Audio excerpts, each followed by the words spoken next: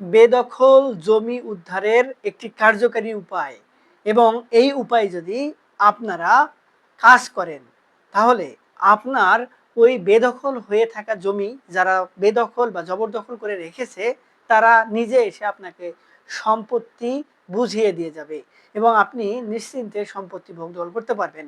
এক্ষেত্রে আপনার শুধু একটি কার্যকারী উপায়ে আপনার যে কোনো পদক্ষেপ গ্রহণ করতে হবে। সুপ্রিয় ভিউয়ার্স, এই যে বিষয়টি এবং ভূমি মালিকরা যারা সম্পত্তি থেকে বিতাড়িত বা সম্পত্তি দখল করতে পারছে না তারা কিভাবে গ্রহণ করবেন এবং এক্ষেত্রে তাদের করণীয় কি, আজকের এই ভিডিওটিতে এই সংক্রান্ত বিষয়গুলো নিয়ে বিস্তারিত আলোচনা করব। ভিডিওটি অত্যন্ত গুরুত্বপূর্ণ, তাই প্রথম থেকে শেষ পর্যন্ত না দেখলে কিছুই বুঝতে পারবেন না। আর দেখার পর যদি ভালো লাগে তাহলে আমাদের চ্যানেলটি লাইক, কমেন্ট এবং সাবস্ক্রাইব করে আমাদের পাশেই থাকবেন। আসসালামু আলাইকুম সুপ্রিয় ভিউয়ার্স, আমরা যারা জমির মালিক কিন্তু জমি থেকে বেদখল হয়ে রয়েছি তাদেরকে বিভিন্নভাবে বিভিন্ন ধরনের পরামর্শ দিয়েও অনেক সময় তারা সঠিক পদক্ষেপটি গ্রহণ করতে পারে না। এর পেছনে রয়েছে অনেক অসঙ্গতি এবং অনেক কারণ। এবং এই ভিডিওটি আপনারা যারা দেখছেন তাদেরকে একটি কথা বলি, আপনারা মনোযোগ সহকারে শুনবেন এবং প্রয়োজনে খাতা কলম নিয়ে নোট করবেন, অথবা এই ভিডিওটি আপনার ইউটিউবে সেভ করে রাখবেন, যেন কোনো একটি পর্যায়ে গিয়ে যখন আপনারা আটকে যাবেন বা বুঝবেন না বা বিষয়গুলো মনে থাকবে না তখন দেখে বা বুঝে বা কাগজে যেটি লিখলেন সেটি দ্বারা আপনার পরবর্তী পদক্ষেপ বুঝতে পারেন। সুপ্রিয় ভিউয়ার্স, প্রথমেই বলি যে বেদখল জমিটি আপনারা উদ্ধার করতে চাচ্ছেন, ওই জমি যারা দখলে রেখেছে তাদের কাছে কোন কোন ডকুমেন্ট রয়েছে ওই জমিটি দখল করার জন্য সেটি দেখতে চান।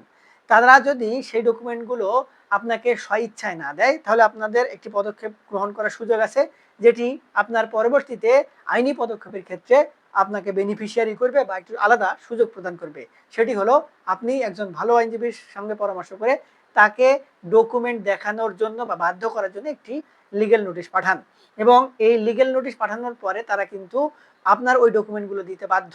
যদি না দেয় তাহলে তারা আইন অমান্য করেছে এবং লিগ্যাল প্রসিডিং যেটি থাকে সেটির কোনো ধার ধারে না এবং রাষ্ট্রে তারা বিশৃঙ্খল পরিস্থিতি তৈরি করতে চায়, এই বিষয়টি আদালতে সুস্পষ্টভাবে তাদের নজরে আসবে এবং তাদের বিরুদ্ধে একটি আপনি শক্ত অবস্থানে দাঁড়াতে পারবেন। এখন ধরুন তারা লিগ্যাল ডকুমেন্টগুলো দিল যে কোনো সৎ উপায়ে বা ইচ্ছাকৃতভাবে বা লিগ্যাল নোটিশের মাধ্যমে, তারপরে আপনারা ওই ডকুমেন্টগুলো যাচাই বাছাই করবেন যে ডকুমেন্টগুলো তাদের ঠিক আছে কিনা।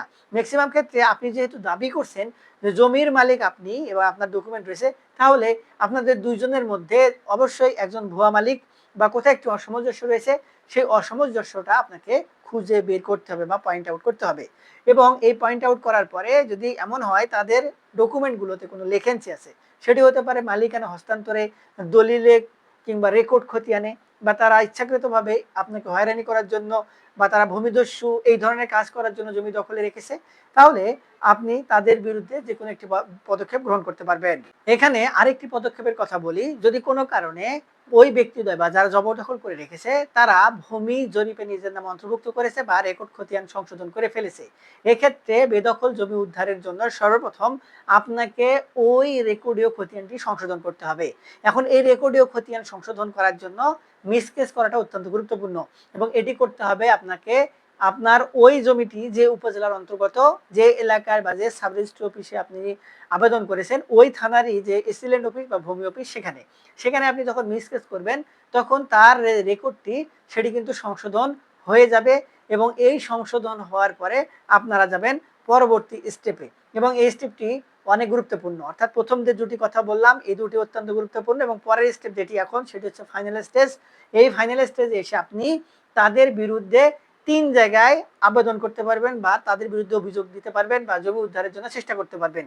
এখানে একটু চতুরতার আশ্রয় নিতে হবে, সেটি হলো আপনি যে জমিটি দখল উদ্ধার করতে চাচ্ছেন সেই জমির যে ডকুমেন্টগুলো রয়েছে, এই ডকুমেন্টগুলো হচ্ছে আপনি যে মালিকানা সূত্রে পেয়েছেন যে প্রমাণটি থাকে সেটি হতে পারে দলিল বা ওয়ারিশান সূত্রে বা সাবকবলা সূত্রে বা যেভাবে হোক না কেন। এরপরে আপনি যে রেকর্ড সংশোধন করলেন এবং আপনার নামে যে মাঠ পর্চা বা রেকর্ড হলো সেই রেকর্ডীয় খতিয়ানের কাগজ এবং আপনি জমিতে যে খাজনা প্রদান করছেন সেই খাজনার ডকুমেন্ট, যদি ওই সকল ব্যক্তি যারা জবরদখল করে রেখেছে তারা রেকর্ড সংশোধন না করে তাহলে তো আপনি নিশ্চিন্তে দিনের পর দিন খাজনা দিয়ে যাচ্ছেন এবং এই খাজনাটি অত্যন্ত গুরুত্বপূর্ণ বিষয় এবং আপনি যখন প্রতি বছরে নির্দিষ্ট সমপরিমাণে খাজনা প্রদান করছেন, রাষ্ট্র তখন দেখবে যে এই ব্যক্তি একটি সুষম নাগরিক এবং সঠিক নিয়মকানুন মানে, সেক্ষেত্রে আপনাকে একটি কিন্তু আলাদা বেনিফিট দেওয়া হবে। এই ৩টি ডকুমেন্ট অর্থাৎ দলিলাদি বা প্রমাণ, রেকর্ড খতিয়ান বা মাঠ পর্চা বা এই যে খাজনা দাখিলাতের কাগজ, এইগুলো নেয়ার পরে আপনারা প্রথমেই যদি মামলা করতে অনাগ্রহী হন, সেক্ষেত্রে আপনাদের ২টি উপায় রয়েছে। সেটি হচ্ছে জেলা লিগ্যাল এইডস অফিস বা জেলা যে বিকল্প বিরোধ নিষ্পত্তি কার্যালয় রয়েছে, এই লিগ্যাল এইড অফিসে আপনারা বেদখল জমি উদ্ধারের জন্য আবেদন করতে পারবেন। এখানে কিছু বিশেষ শ্রেণীর জমি উদ্ধার করার জন্য তৎপরতা ভূমিকা পালন করা হয় এবং তাদেরকে রিসেন্টলি নির্দেশনা দেওয়া রয়েছে। যেমন ওয়ারিশান সম্পত্তি যদি কোনো ওয়ারিশকে না দেওয়া হয়, বেদখল করে রাখা হয়, বঞ্চিত করা হয়, তাহলে ওয়ারিশরা যদি সম্পত্তি উদ্ধারের জন্য এবং নতুন করে বাটোয়ারার জন্য অভিযোগ জানাতে চায়, তাহলে এই শ্রেণীর সম্পত্তিগুলো আপনারা লিগ্যাল এইড অফিসে যদি আবেদন করেন, তাহলে সেখান থেকে খুব সহজেই সমাধান করে নিতে পারবেন এবং সেটি ৩ মাসের মধ্যেই একটা প্রসিডিং এর মধ্যে নিয়ে এসে জমি আপনার বুঝিয়ে দেওয়া হবে। এবং এক্ষেত্রে ম্যাক্সিমাম সময়ে যে টেকনিকটি হয়, সেটি হলো আপনি আপনার জমি যদি উদ্ধার করতে না পারেন বা ভাগ বাটোয়ারা করতে না পারেন, তাহলে লিগ্যাল এইড অফিসার কি করবে, সকল জমি সকলের মাঝে সমান করে ভাগ দখল করে দিবে। এখন এক জায়গায় সম্পত্তি যদি থাকে ৫% এবং ৫ জন ওয়ারিশ থাকে, তাহলে এই ৫% সম্পত্তি যদি কেউ কোথাও ইচ্ছাকৃতভাবে নিতে না চায়, তাহলে ৫% থেকে প্রত্যেকে ১%, ১% ১% করে দিবে। তাহলে সেক্ষেত্রে যে ব্যক্তিটি ভোগ দখল করছে ৫%, তিনি ওখানে যদি বসত ভিটা করে, ব্যবসা প্রতিষ্ঠান করে, তাহলে ওই ব্যক্তি কিন্তু বিপদে পড়ে যাবে। তখন কিন্তু তার বিল্ডিং থাকলে সেটি ভেঙেও অন্য ওয়ারিশদেরকে দিতে হবে। তাহলে এই ক্ষেত্রে ওই ওয়ারিশটি কিন্তু এসে পরবর্তীতে আপনার পা ধরতে বাধ্য, যে ভাই বা বোন, আমাকে আর বিপদে ফেলিও না, আমার সম্পত্তি এই মূল্য আমি তোমাকে অন্য জায়গায় দিচ্ছি বা এই সম পরিমাণে মূল্য দিচ্ছি, তাহলে কিন্তু তিনি বাধ্য হবেন। আর লিগ্যাল এইড অফিস থেকে যে নির্দেশনা দেওয়া হবে, যে ভাগ বন্টনটা করে দেওয়া হবে, সেই ভাগ বন্টন কিন্তু প্রত্যেকটি ওয়ারিশ মানতে বাধ্য। যে ওয়ারিশ মানবে না, তাকে কিন্তু আইনের আওতায় নিয়ে আসারও সুযোগ রয়েছে, অর্থাৎ তার জেল হতে পারে। এবং এর পরবর্তীতে যদি কোনো ওয়ারিশ এই সিদ্ধান্ত মানতে রাজি না হয়, আদালতে মামলা করতে চায়, করতে পারবে, কিন্তু লিগ্যাল এইড অফিসেই যে সিদ্ধান্ত দেওয়া হবে, সেটিকে পরবর্তীতে ম্যাক্সিমাম ক্ষেত্রে নির্দিষ্ট নির্দেশনা হিসেবে মেনে আদালতও কিন্তু নির্দেশ দিতে পারেন যে ওইভাবে সম্পত্তিগুলো ভাগ বন্টন করে নেন।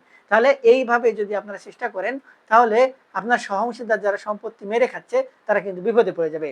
আরেকটি মাধ্যম হচ্ছে আপনারা জেলা পরিষদে বা আপনার যে জেলা প্রশাসন কার্যালয় রয়েছে, জেলা প্রশাসকের কার্যালয়ে আপনারা একটি আবেদন করতে পারবেন ভূমি অপরাধ প্রতিরোধ এবং প্রতিকার আইনের মাধ্যমে।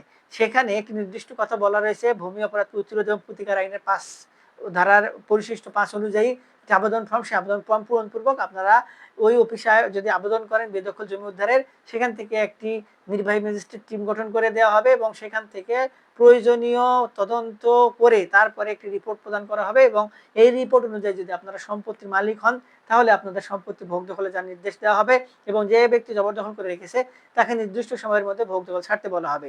যদি ওই ভোগ দখলকারী নির্দিষ্ট সময়ের মধ্যে ভোগ দখল না ছাড়ে, তাহলে ওই সকল দখলদারদের বিরুদ্ধে সরাসরি নির্বাহী ম্যাজিস্ট্রেট জেল জরিমানার ব্যবস্থাও করতে পারেন। বা সরাসরি দেখছেন তারা ইচ্ছাকৃতভাবে জবরদখল করে রেখেছে, বিনা ডকুমেন্টে কোনো প্রমাণ ছাড়াই, তারা শুধু ভূমিদস্যু, এই জন্য কিন্তু নির্বাহী ম্যাজিস্ট্রেট তাদেরকে সরাসরি এই তদন্ত চলাকালীন সময়েও আদালতের মাধ্যমে নির্বাহী ম্যাজিস্ট্রেট তাদের জেলে পাঠানোর ব্যবস্থাও গ্রহণ করতে পারে। আপনি যখন অভিযোগটি দায়ের করবেন, তখন ওই ভূমিদস্যু কিন্তু বিপদে পড়ে যাবে এবং সঙ্গে সঙ্গে কিন্তু আপনার জমি ছাড়তেও বাধ্য হতে পারে। তবে আপনার প্রথমে যে পরিকল্পনার কথা বলেছি, স্টেপগুলোর কথা বলেছি, এগুলো মেনে কিন্তু আপনাকে ওই পর্যায়ে যেতে হবে। আরেকটি বিষয় হচ্ছে আদালতে মামলা করার জন্য। আদালতে মামলা হলে কিন্তু আগে আমরা দেখতাম জমি জমা বিষয়ের ক্ষেত্রে মামলা হলে সমাধানে শেষ পর্যন্ত জরিমানা হতো। এখন কিন্তু জরিমানার পাশাপাশি জেলের ব্যবস্থাও রাখা হয়েছে। অর্থাৎ আপনি যদি অভিযোগ করেন আপনার জমি কেউ জবরদখল করে রেখেছে, আপনাকে সম্পত্তির ভোগ দখলে যেতে দিচ্ছে না, তাহলে এক্ষেত্রে যে ব্যক্তি সম্পত্তি জবরদখল করে রেখেছে তিনি যদি দোষী হন, সেক্ষেত্রে কিন্তু তার বিরুদ্ধে আদালত শাস্তির ব্যবস্থা ঘোষণা করতে পারেন, অর্থাৎ তাকে জেলে পাঠাতেও পারেন। বা আপনি ভুয়া ডকুমেন্ট উপস্থাপন করেছেন আরেকজনকে হয়রানি করার জন্য, সেক্ষেত্রে কিন্তু আপনারও শাস্তির ব্যবস্থাও হতে পারে বা আপনিও জেলে কিন্তু যেতে পারেন। তাই এই বিষয়টি বাস্তবায়নের জন্য প্রথমে কিন্তু আমি বলেছি যে ডকুমেন্ট যাচাই বাছাই করতে হবে, তারপরে আপনারা আপনাদের প্রয়োজনীয় ব্যবস্থা গ্রহণ করবেন। হুটহাট করে কারো পরামর্শে, কোনো দালালের, কোনো এলাকার মুরব্বীর পরামর্শে কোনো সিদ্ধান্ত গ্রহণ করবেন না। আপনারা যারা আমার এই ভিডিওটি প্রথম থেকে দেখেছেন, কোন পদক্ষেপে যাবেন আমি কিন্তু সেগুলো প্রাইমারিলি বলে দিয়েছি, কিন্তু যে কোনো ধরনের পদক্ষেপ নিতে গেলে আপনার সব থেকে বেটার হবে কারো কনসালটেন্সি নেওয়া বা কোনো আইনজীবীর পরামর্শে সকল কাজ সম্পন্ন করা। এক্ষেত্রে ভালো অভিজ্ঞ আইনজীবী খুঁজে বের করে তার শরণাপন্ন হবেন। আমাদের থেকে কোনো পরামর্শ নিতে চাইলে বা আমাদের কনসালটেন্সি নিয়ে কোনো কাজ করতে চাইলে আমাদের ভিডিওর নিচে কমেন্ট বক্স রয়েছে, সেখানে কমেন্টস করবেন। আমরা আপনাদের সঙ্গে যোগাযোগ করার চেষ্টা করব। আজকে পর্যন্তই, দেখা হবে সামনে নতুন কোনো ভিডিওতে। ততদিন পর্যন্ত ভালো থাকবেন। ধন্যবাদ।